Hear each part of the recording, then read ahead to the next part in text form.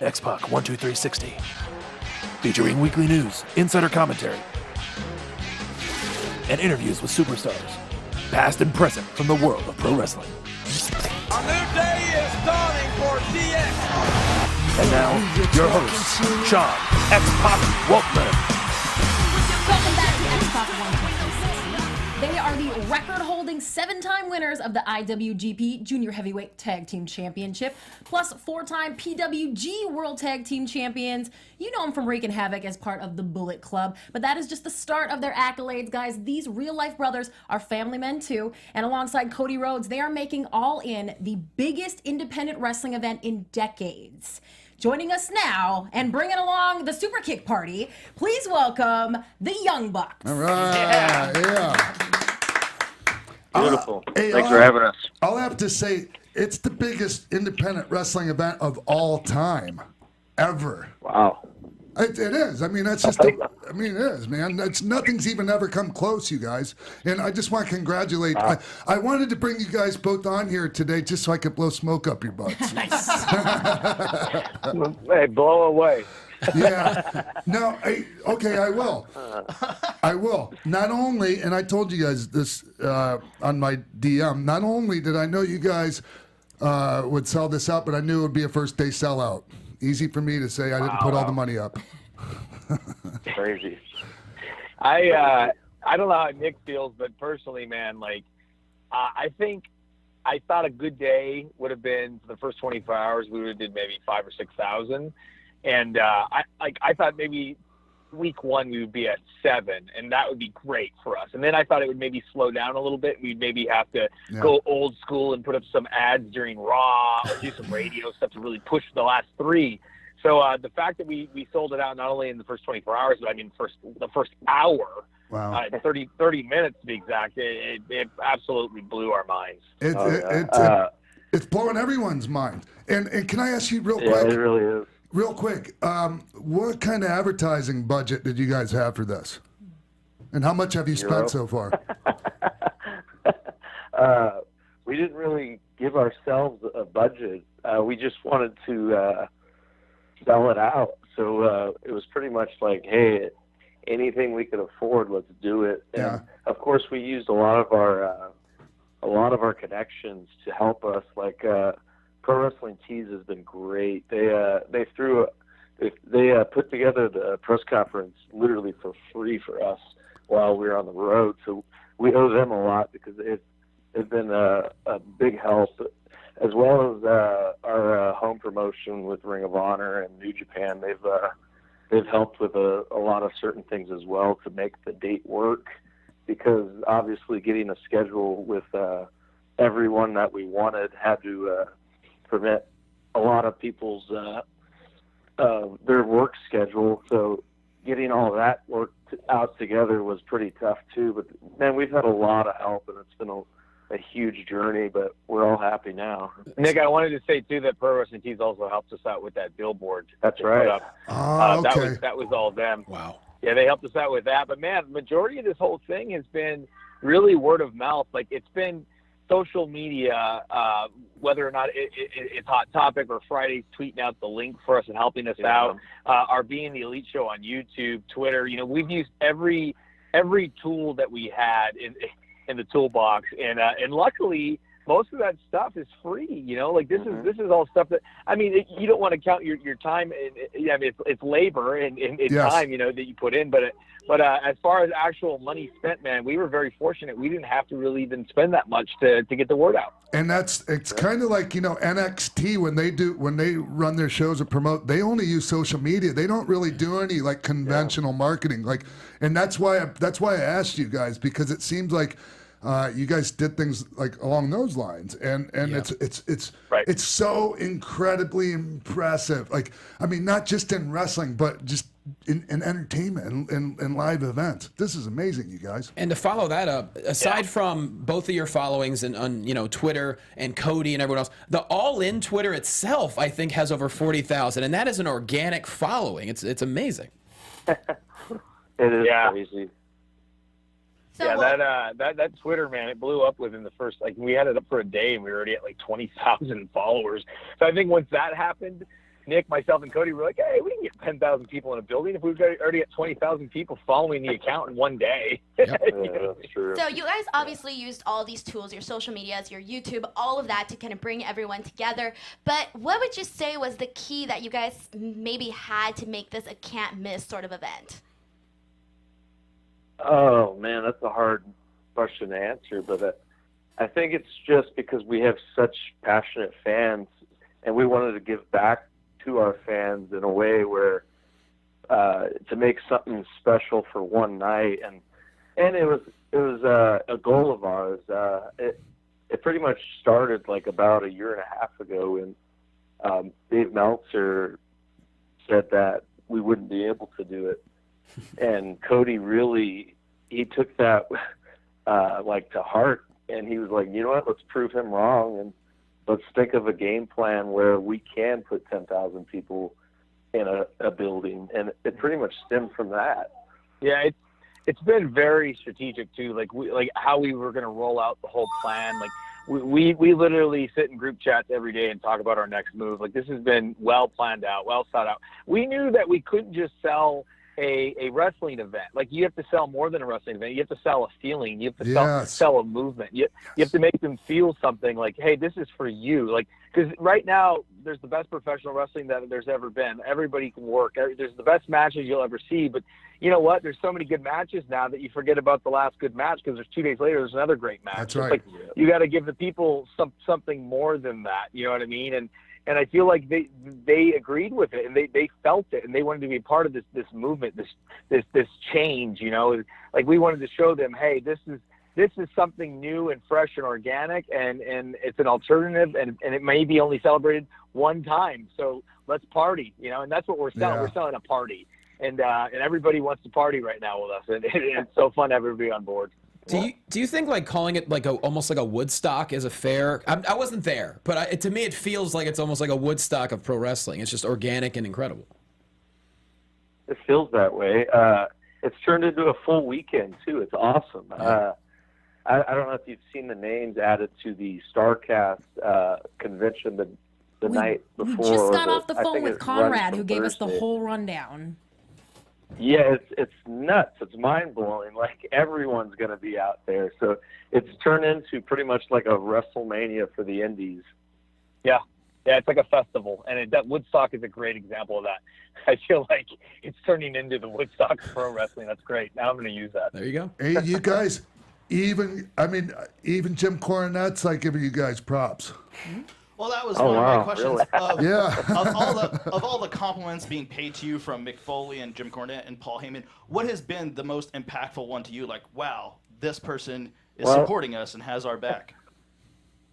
I didn't even know Jim Cornette said something because Matt and I both have him blocked. So that's news to me. Man, that's another tough question to answer because almost everyone that I looked up to growing up has reached out in a way, and that blows my mind because it's so cool to see some of the guys that I grew up praising us now. It's so weird. Like, I don't know if Matt has an answer for it. For me, I think the Heyman one was really big because like it feels like what he did, you know, with ECW was kind of like revolutionary. It was this new style of wrestling, and he changed the wrestling business forever. You know what I mean? And for him to say what he said about us, I feel like he's one of the greatest promoters of all time. So that's what we essentially are now. Like we kind of became promoters like out of nowhere, right? So like to hear it from one of my all-time favorite promoters really set me back. I was like, wow, that, you know, this feels good. He even reached out to Cody privately too, I guess, and said some really encouraging things and gave some advice, and he doesn't have to do that, you know? So just to hear from a guy who I feel like always has his finger on the pulse of what's cool in wrestling to give it up to us like that, and when he didn't have to, that was really, really cool of him. Well, earlier, you know, we were talking about Dave Meltzer and how all of this came about. And, you know, now he owes the $1 to Cody Rhodes. Fans were asking Dave, like, hey, are you going to come out and give Cody Rhodes the dollar? And on Wrestling Observer Radio, he basically said, like, yeah, I'm down to do anything, like, if they want me to. So are we going to see anything like that, maybe on the YouTube channel, maybe live? That's a great thing, man. You know what? We actually had a great idea for him, but we've already sold the 10,000 seats away. But Matt came up with this genius idea where it's announced that we have 9,999 fans in the building, and there's one missing seat, and it happens to be front row. And we were going to have Dave Meltzer go and fill that seat, and finally we could announce we got 10,000. But the dollar bill's even better. maybe we should do something like that. Yeah, let's put it on the show. Let's put it on BTE. That's good. Well, a lot of people want to know, are there going to be streaming available for All In? People want to know how they could watch it if they're not going to be one of the 10,000 people there. I think, like, the fact that it sold out so quickly, like, we were really waiting on tickets to see how it went to kind of look into that. But the fact that it sold out that quickly, there's a good chance. We haven't decided yet whether or not we're going to, and I don't want to, like, say yes and then we don't end up doing it. So, but right now we're definitely working on it. It's not yes, it's not no, but it looks pretty promising, I'd say. Of all your people that are under WWE contract right now that are your friends, who do you wish you could have be a part of All In? Oh, man. I would have probably... Man, that's hard. I would have to use at least a few. AJ Styles and Kevin, I would probably say the first two, as well as Sami Zayn. But, I would like to use a lot of the guys, though. What about you, Matt? Man, Nick kind of stole my answers, but oh God, I feel like giving a team like who hasn't really since they got called up, they haven't really had a fair shake. I'd love to have the Revival on the show, and I'd love to do the Young Bucks versus the Revival. Wow, that'd be my match probably. I'd love to have Claudio on the show. I mean, it's selfishly just any of my old friends. Like, I'd pretty much invite them all. Funny, yeah, I'm surprised Adam Cole hasn't been there. We actually contemplated maybe contacting WWE about a Revival Young Bucks match at All In, but we're like, you know what? We don't want to make it about them. We want to sell this show out on our own. So that's why we never reached out. Right. Yeah, no, I agree with you guys on that. I think, and yeah, that does sound like a great match, but I think it is important that you keep this, your guys' thing and not be, looking to WWE for anything on this. Do you think you guys Right, it kind of defeats the purpose of the whole thing. Exactly. If we did that. Do you guys think you have them a little nervous right now with these ticket sales numbers and all the attention that you're getting? Oh, man. I'm excited. I wouldn't say nervous. I feel like more excited. If there are any nerves, I feel like the nerves are like now the pressure's on to have a really, really home run of a show. But we were planning on doing that either way. So, I think the pressure's on. I think the nerves went away as soon as we found out the tickets sold, because that's what we were most nervous about. We didn't want to perform in front of no one, with our names on the line. It would have kind of hurt our reputation if we didn't sell the amount of tickets that we did. So now I think it should be easy from here on out. He said, you guys, you don't really have any matches announced. I think the only one is the NWA World Title match, right? Yeah, Yes. that's correct. That's We're still we're looking into what would be the best card with the talent we have lined up. We still have a few names we haven't announced yet, so we're still getting there. So we don't even have an idea for our match yet, so we're not sure what we're going to need to do yet. Well, we have too many ideas. Like, that's the problem. like Nick and I have changed our match like 7 times already. So it's like it feels like it's still 4 months away. So we don't want to really announce too much in case something happens. Someone gets fired, someone gets injured, someone becomes available. Like, wrestling is just changing every day. It's like we don't want to give away too much until it's absolutely definite. You know what I mean? Do you think it will be hard to go back to working for other promoters now that you've kind of experienced being the one who's in charge and calling the shots? Well, you know what? Ring of Honor has been so good to us the last, I would say, 2 years. It almost feels like we are part of the booking committee / promoters, even at Ring of Honor. And now Matt and I are starting to get a lot of creative input for New Japan. So it doesn't feel that much different, to be honest with you. So I don't know. It just feels cool to be a part of all of this. Like, it feels like we're running a lot of it on our own, like with the promotions I just listed. So, but fellas, has your opinion about promoters in general changed since you've become promoters yourself? Yes. I respect them a lot more, and it's a very, very hard job, and it's hard to get everybody to like you because it's actually impossible because you're going to piss people off and people are going to be upset with you. So, man, I have so much respect for every promoter I've ever dealt with. At this point. The financial risk. I mean, there's so many things involved here. Like when it comes to that people don't. That when we're on the other end, when we're just the talent, it's easy not to think about those things. Like, and we're complaining about payoffs and how much are we really drawing? How many dollars are we really personally drawing to be complaining about payoffs? Not that there's. Not that there's not shitty payoffs in wrestling, but sometimes there's a reason for it. Oh yeah, right. You're right. Well, Definitely.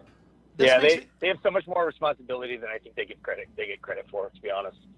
Well, this isn't your first time promoting a show. High Risk Wrestling, you guys ran yourselves out of your backyard with your own ring, and seeing how successful All In is become, it makes me think of this backyard show you guys used to talk about wanting to run with all wrestlers that are established now that used to be backyard wrestlers in a backyard. Seeing the success of All In, is that something that you guys might do now? It's funny you say that. That was actually supposed to be episode 100 of BTE. It was supposed to be a backyard show, but everyone I pitched it to turned it down. I had been thinking about it for probably 6 months, and even Matt didn't like episode 100 being in a way where it would look like that. They all wanted more emotion, and I can't complain with what we end up doing that episode with, but I think we'll eventually do something like that. It could have always been a dream sequence on Being the Elite. And then it just vanished. Yeah, it's like, oh, it really wasn't a backyard it. match. Like when you signed with the Fed, and that was all just a dream. Hey, so fellas. Yeah, that's true. Hey, fellas. With the schedule you have now, just on the wrestling stuff, and adding being promoters to the deal, how much time are you guys being able to spend at home? Man, it's been probably 30% of the year for this year. It's been pretty tough. Wow. Yeah, this has been the most we've ever been on the road ever. The ROH schedule's it's usually pretty easy typically, but this year it's been a little busier. And then we've taken a lot on internationally. Obviously, we're in Japan every 3 weeks usually, and then man, we've just been going to a lot of international stuff lately. We do a lot of conventions lately too. Like I was telling you guys before we went on air, we're going to be in Buffalo. We leave tomorrow for Nickel City. Oh, Nickel City Con. City Con. Yeah. Nickel City Con, I'm sorry, yeah. And we'll be there for Friday and Saturday. So we're picking up a lot of those types of bookings as well now. It's not even just the bookings now. It's like between our show and everything else, between All In is just, man, we've been so slammed. So it's a bummer because it feels like we haven't been at home as much as we usually are. But we've made the summer a little bit lighter than usual. Like next month, I'm taking my family to Hawaii. We're gonna go to Maui. Oh, great. For a week. It's like it's just trying to. It's very important to us to still get that time with the family. Well, yeah, and you know, Matt's been taking his wife on the road a lot lately too, so that helps him. Yeah, and she's been helping us out a lot with. Yeah, she's pretty much become our agent now at this point. So she's starting to do a lot of that work too, and she runs the entire Young Bucks merch. Good empire out of our house. Yeah, hey, she's very very much in the business now. I'm not afraid. I'm not afraid to bring up that you guys. I think maybe we're the first guys and maybe the only guys in Ring of Honor to say no. We're keeping all our merch, and you guys are. Oh yeah. Yeah, and I mean that's a. Is it too personal for me to ask like how much of your income comes from merch, as opposed to live events? I mean, not dollar wise, but just oh wow, oof. Yeah. Yeah, it's probably it's close to half, I'd say. Yeah, easily. And this speaking year might even be more than that. And speaking of traveling, you did a documentary a couple of years ago with our very own Jimbo Frank. What was it like being on the road with him? The world wants to know. Yuck. His face is getting that's all funny. red, by the way. That was great. I think the DVD was great. It was a good experience, and it kind of made me want to do something similar, which is what turned into being the Elite, obviously. So that was probably the first kind of thing that turned into that. So Jimbo's responsible for everything. Got it. Hey, you guys. Let me take that back. I don't want to blow his ego. Hey, so you guys, real quick, I'm gonna let's get a round of last questions because these guys were nice enough to give us some of their their valuable home time. So let's get this and let these guys get back to their family. To start, I think you said you still haven't announced everyone who's going to be at All In. First, is Brandon Cutler going to be All In? You know what? He just texted us earlier. He's going to be flying out there, so he'll be there in some capacity. And what about Flip Gordon? Sure. Oh man, Matt and I for sure want him on, but he still hasn't convinced Cody to let him on. So, every decision on All In needs 3 thumbs up, and right now there's only been 2. We just need Cody on board with Flip. Good luck. Okay. So now you guys mentioned you had a lot of help from Ring of Honor, Pro Wrestling Tees, so many facets of everywhere. I want to know what, besides trying to get the 10,000 ticket sale, what was the biggest challenge in putting together the entire show? Man, It's ongoing. I think I'll answer that. I think it was finding a building. That was probably the hardest. And a date. Yeah, that's true. Because like I said earlier, it was hard to get everyone's schedule in line and make sure, all right, there's not a Ring of Honor show this day, there's not a New Japan show this day, there's not a random indie this day. Like, it was tough. We actually had to convince Super Dragon to move Battle of Los Angeles to a different weekend because we just needed all hands on deck for the date we found.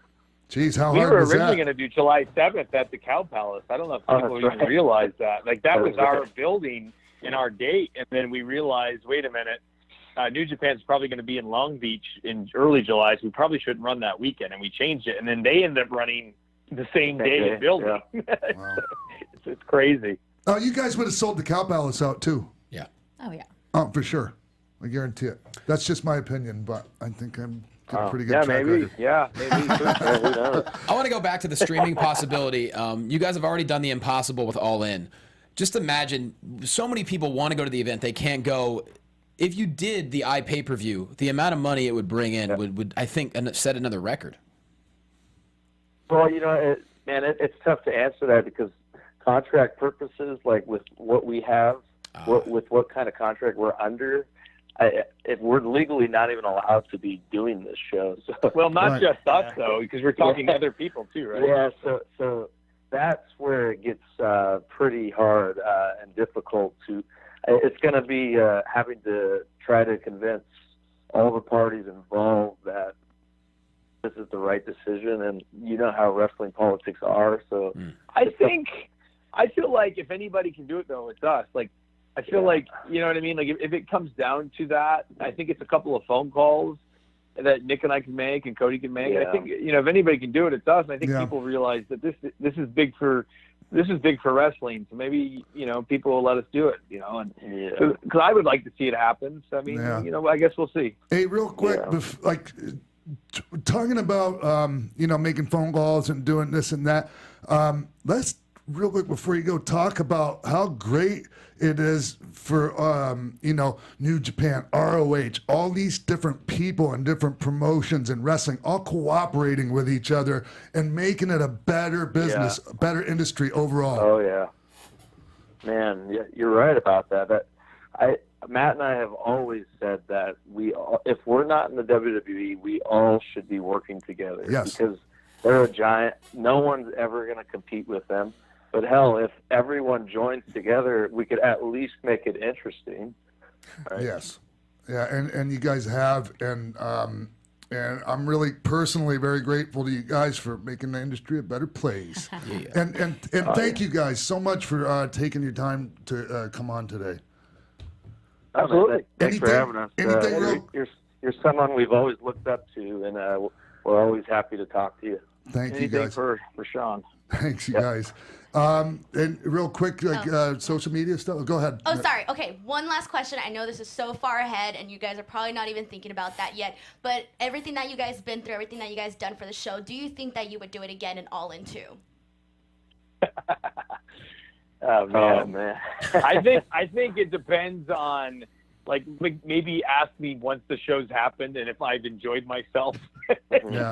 and it wasn't so, and if it didn't, take over my entire life. And I don't know, like, I'm so in on this first one still. I guess I would just want to see how I feel afterward. Obviously, there's already been discussions and talks and locations about doing a second, and we're always thinking about the next thing. That's what we do, the next phase. So I don't want to say anything, but it's definitely not out of the question. The fact that it sold out in 30 minutes, it's like, all right, if we did another one, it'd probably be a big deal. Maybe we move to a bigger building. I don't know. I don't know. Don't say yes yet. All right, Nick, Matt, thank you again for calling in.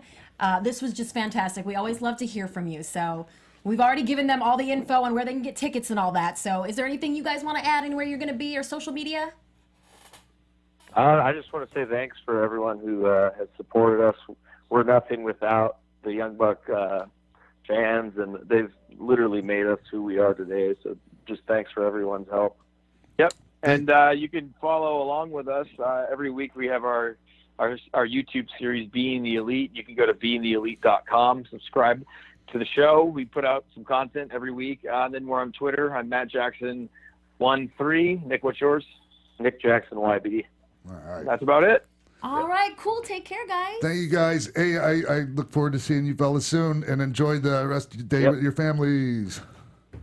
Thanks guys.